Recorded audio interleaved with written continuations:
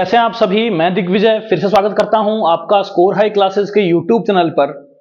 आज हम class 10 mathematics के अंदर एपी चैप्टर से आप लोगों के लिए प्रीवियस ईयर में पूछे गए कुछ रीसेंट ईयर्स में पूछे गए क्वेश्चंस लेकर के आ गए हैं, जिसमें आज हम इंपॉर्टेंट 4 क्वेश्चंस की बात करेंगे जो 2024 और 23 में आप लोगों से सीबीएसई क्लास 10 के फाइनल ईयर में पूछे गए हैं। तो हम बात करते हैं यहां से सॉल्यूशन नंबर फर्स्ट की। क्या बोलता है क्वेश्चन? सबसे पहले क्वेश्चन को पढ़ते हैं। The ratio of the 10th term to its 30th term of an AP is 1:3। ये क्वेश्चन बोल रहा है कि जो आपको रेशियो गिवन है वो A10 मतलब 10th term to its 30th term मतलब A10 अपॉन A30 जो रेशियो है वो आप लोगों को कितना गिवन है? 1:3 गिवन है। And the sum of first 6 terms is 42 मतलब जो S6 है आप लोगों को वो क्या गिवन है यहां से? 42। आप लोगों को ये दो इंफॉर्मेशन गिवन है और इन दो इंफॉर्मेशन से आप लोगों से पूछ रहा है फर्स्ट टर्म और कॉमन डिफरेंस। क्या कैलकुलेट करना है इसके अंदर? हमें यहां पे A भी कैलकुलेट करना है और बच्चों D भी कैलकुलेट करना है। क्लियर है? तो जो गिवन है उस पर थोड़ा फोकस किया जाए। क्या आप लोग जानते हैं कि A10 क्या होती है? बच्चों आप लोग जानते हैं A10 होता है A प्लस 9D। सभी बच्चों को यहां से ध्यान होगा कि A10 क्या होगा? A प्लस 10-1 इंटू डी मतलब A प्लस 9D। और A30 क्या होगा यहां से? A30 होगा A प्लस 29D। क्या होगा? A plus 29D। तो according to question A plus 9D upon A plus 29D is equals to 1/3 given है। क्रॉस मल्टीप्लाई करेंगे तो 3 जाएगा यहां A प्लस 9D के पास में और A प्लस 29D 1 से इंटू होगा तो A plus 29D as it is आ जाएगा। क्लियर है? अब यहां से क्या आ जाएगा? 3A plus 27D is equals to A plus 29D। एक काम करते हैं, इस A को इधर लाके माइनस कर देते हैं और प्लस के 27D को इधर ले जाके माइनस कर देते हैं। तो 3A minus A is equals to 29D minus 27D। तो कितना आ जाएगा? 2D मतलब 2A 2 से 2 कैंसिल आउट हो गया मतलब A की वैल्यू कितनी आ गई? D। A की वैल्यू कितनी आ गई स्टूडेंट्स? D आ चुकी है। अब क्वेश्चन बोल रहा है कि S6 42 है। S6 कितना है? 42। तो एक काम करते हैं, S6 को लिखते हैं। S6 का मतलब होगा शुरुआती 6 टर्म्स का सम। S6 क्या होगा? शुरुआती 6 टर्म्स का सम। तो S6 को Sn का फॉर्मूला लगाएंगे। Sn क्या होता है? n/2 2A plus n-1 into D. Clear है? तो यहां से n की जगह कितना है? 6। तो S6 कितना है? 42। S6 कितना है? 42। 6/2 क्या हो जाएगा यहां से? 3 2A प्लस n की जगह क्या है? 6 6 माइनस 1 मतलब 5D। लेकिन आप लोग जानते हैं कि A की जगह आप क्या लिख सकते हैं? D लिख सकते हैं। इक्वेशन 1 से A की जगह क्या लिख सकते हैं? D। तो यहां से अगर आप A की जगह D लिख देंगे तो ये हो जाएगा 2D प्लस 5D। A की जगह क्या पुट कर दिया? D। तो कितना बन गया? 3 इंटू 7D 42 और 42। तो यहां से 7 से 6 जा, 3 से ये 2 जा, जो D की वैल्यू कितनी आ चुकी है? 2। अब आप लोगों को साफ साफ पता है कि इक्वेशन 1 से A की वैल्यू D के इक्वल है। तो अगर D 2 आ चुका है तो सो A इक्वल टू 2। आपको क्या कैलकुलेट करना था? A और D दोनों ही कैलकुलेट करना था। कितने आ गए? दोनों के दोनों ही 2 के इक्वल आ गए। होप सो आप लोगों को स्टूडेंट्स ये क्वेश्चन समझ में आया होगा। बात करते हैं हम नेक्स्ट क्वेश्चन की। नोट कर लीजिए आप लोग आराम से। हम बात करते हैं सेकंड क्वेश्चन की जो 2024 में ही पूछा गया है। तो देखो आप लोग देख पा रहे हैं कि कितने आसान सवाल, कितने बेसिक कॉन्सेप्ट पे क्वेश्चन प्रीवियस ईयर में सीबीएसई पूछ रहा है स्टैंडर्ड के पेपर में। स्टैंडर्ड और बेसिक के 2 पेपर होते हैं। यहां से बेसिक में थोड़ा लो लेवल क्वेश्चन आता है, लेकिन स्टैंडर्ड में भी आप देख रहे हैं कुछ खास लेवल क्वेश्चन नहीं पूछा जा रहा है। आप लोगों से आसानी से बन जाएगा। 4 से 5 नंबर का ये चैप्टर आप लोगों को मिलता है। सॉल्यूशन 2 की बात करते हैं। If the sum of the first 7 terms of an AP is 49। शुरुआती 7 टर्म्स का सम क्या है? 49 है। तो आप लोग यहां से जानते हैं सम का फॉर्मूला Sn का क्या होता है? n/2 2A plus n-1 into D. Clear है? पता है आप लोगों को? बहुत अच्छी बात है। आपको शुरुआती 7 टर्म्स का, शुरुआती 7 टर्म्स का सम कितना गिवन है? 49। तो n की प्लेस पे आप क्या पुट कर देंगे? 7 और मान लेंगे कि लेट A क्या है? फर्स्ट टर्म क्या है? A। आपने फर्स्ट टर्म को क्या माना है? First term of the AP, अपने फर्स्ट टर्म को क्या माना है ए, एंड कॉमन डिफरेंस, और आपने कॉमन डिफरेंस को क्या माना है यहां से डी, क्या माना है कॉमन डिफरेंस को डी, ठीक है।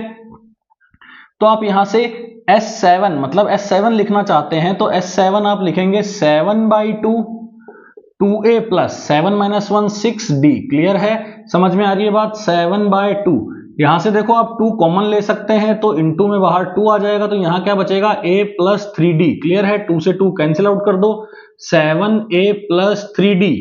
S7 की वैल्यू कितनी है, S7 की वैल्यू आप लोगों को गिवन है कितनी है 49, S7 आप लोगों को ऑलरेडी गिवन है 49, और S17 कितना गिवन है, that of first 17 terms 289, 17 terms का सम क्या है 289 और 7 टर्म्स का सम क्या है 49।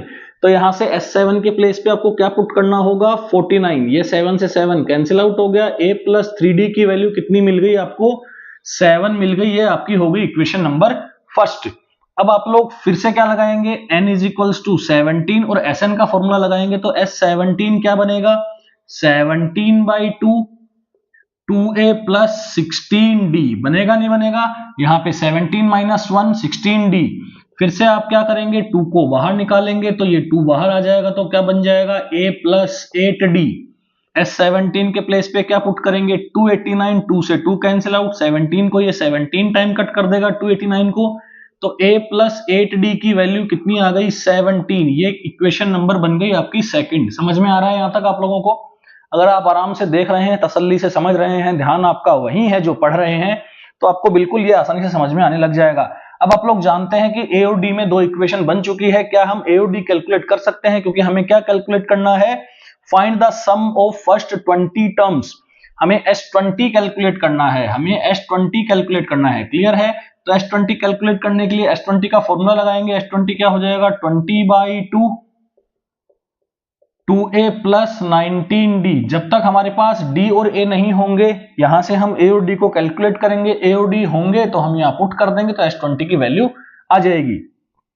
तो इतना करने के बाद हम यहां से नाउ इक्वेशन 1 एंड इक्वेशन 2 को क्या कर देते हैं सब्ट्रैक्ट कर देते हैं, क्या कर देते हैं सब्ट्रैक्ट। तो यहां से इक्वेशन 2 को पहले लिख लेते हैं 17 = a + 8d, और यहां से लिख देते हैं 7 = a + 3d। यहां से हम क्या कर रहे हैं इक्वेशन 2 - इक्वेशन 1 सब्ट्रैक्ट कर रहे हैं।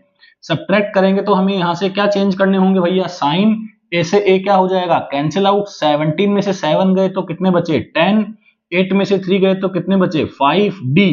तो d की वैल्यू यहां से कितनी आ जाएगी बेटा 2 आ जाएगी, d की कितनी वैल्यू आ गई यहां से 2। अच्छा पुट कर दो d को किसी भी equation, put d = in equation number 1, किसी भी इक्वेशन में d की जगह 2 पुट कर दो, तो ये क्या बन जाएगा 3 × 2 = 6 और 6 और 7 में से माइनस हो जाएगा तो 1, तो a की वैल्यू यहां से क्या मिल जाएगी 1। अब हमें a की वैल्यू भी मिल चुकी है और d की वैल्यू भी मिल चुकी है, क्या हम यहां सॉल्व कर दें, आप लोगों को दिख जाएगा जी, आराम से मुझे लगता है आप लोगों को दिख रहा होगा, ठीक। तो a और d की वैल्यू यहां पुट कर देते हैं, d की वैल्यू 2 है, a की वैल्यू 1 है, तो यहां से जो S20 होगा वो कितना होगा 20/2 10, तो a की वैल्यू क्या है 1, तो 2 × 1 क्या बनेगा 2, और d की वैल्यू क्या है 9 2 है, तो 19 × 2 38, तो 38 का 2 और यहां से 400, क्लियर है। S20 कितना हो जाएगा, ये कितना बन जाएगा 40, 40 × 10 क्या बन जाएगा 400, क्लियर है। आसानी से बात समझ में आप लोगों को आ गई होगी। ये रहे 2 प्रीवियस ईयर के 2024 के क्वेश्चंस। ये क्वेश्चन होप सो आपके 2-2 नंबर में पूछे गए हैं, लेकिन ये जो आपका थर्ड क्वेश्चन है ये आपसे MCQs में पूछा गया है, और मैं आपको इस क्वेश्चन को करने की बहुत आसान ट्रिक आज समझाने वाला हूं। दोबारा देखिएगा, वापस देखिएगा, मैंने जब भी AP पढ़ाया है तब भी मैंने ऐसे क्वेश्चन आप लोगों को करवाए हैं। AP अगर आप लोगों को अभी भी नहीं आ रही है, प्लीज आप एक बार पार्ट 1 से देख लें, ताकि आप लोगों को जो बेसिक कॉन्सेप्ट है AP का और जो क्या शुरुआती टर्म्स यूज में आती है वो सब क्या क्या हो जाएगा, आपको आइडिया हो जाएगा। एक बार अगर पार्ट फर्स्ट और पार्ट 2 अगर आप देखते हैं तो आप लोगों को आगे के जो पार्ट्स हैं वो ऑलरेडी इजी लगने लग जाएंगे। मैं बात करने जा रहा हूं सॉल्यूशन 3 की। ये 2023 में पूछा गया क्वेश्चन है, और बहुत बार हम ऐसे क्वेश्चन करते हैं। लिखा हुआ है कि k + 2 4k - 6 and 3k - 2 are 3 consecutive terms of AP, find k।